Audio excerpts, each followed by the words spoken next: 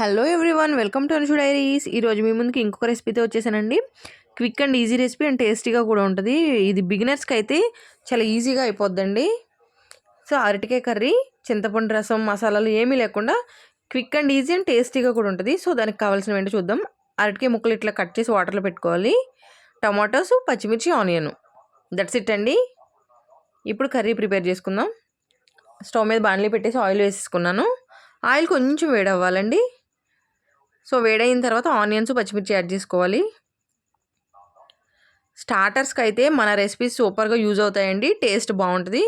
ఇప్పుడు lid close చేసేద్దాం, అవి మంచిగా మగ్గుతాయి. కంపల్సరీ మన ఛానల్ విజిట్ చేయండి. ఇప్పుడు చూడండి, ఒక 5 మినిట్స్ తర్వాత కలర్ చేంజ్ అయిపోయాయి కదా ఆనియన్స్. ఒకసారి అలా మిక్స్ చేసేసుకుని టమాటాస్ యాడ్ చేసేసుకుందాం. కర్రీ మాత్రం చాలా టేస్టీగా ఉంటుందండి, కంపల్సరీ ట్రై చేయండి. వేసి ఒకసారి మొత్తం మిక్స్ చేసేద్దాం. మిక్స్ చేసి దీన్ని కూడా లిడ్ క్లోజ్ చేసేస్తే కాసేపట్లో మగ్గిపోతాయి టమాటోస్. సో చూసారా, టమాటోస్ మొత్తం స్మాష్ అయిపోయాయి కదా, ఇలా సరిపోతుంది. ఇప్పుడు కొంచెం పసుపు యాడ్ చేసుకుందామండి. ఆ పసుపును కూడా ఒకసారి మొత్తం టమాటోస్కి, ఆనియన్స్కి పట్టేలా మిక్స్ చేసేయాలి. ఇప్పుడు మనం అరటికాయ ముక్కలు వేసుకోవాలి. కర్రీ మనం ప్రిపేర్ చేసేంతవరకు అరటికాయ ముక్కలు వాటర్లోనే ఉండాలండి, లేకపోతే నల్లగా అయిపోతాయి.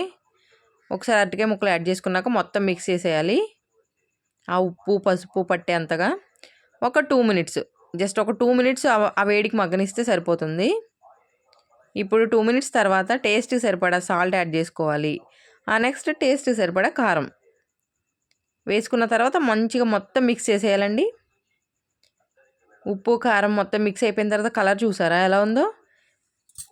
ఇప్పుడు మనం మూత పెట్టేసి ఒక 5 మినిట్స్ అలా మగ్గనిద్దామండి. ఆ ఉప్పు, కారం మంచిగా పడతాయి ముక్కలకి.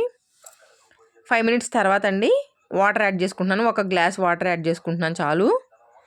అరటికాయ త్వరగానే కుక్ అయిపోద్ది కాబట్టి ఒకసారి అలా మొత్తం మిక్స్ చేసేసుకొని ఆ వాటర్ అంతా ఇంకిపోయేంత వరకు మనం మగ్గించేసుకుంటే సరిపోతుందండి.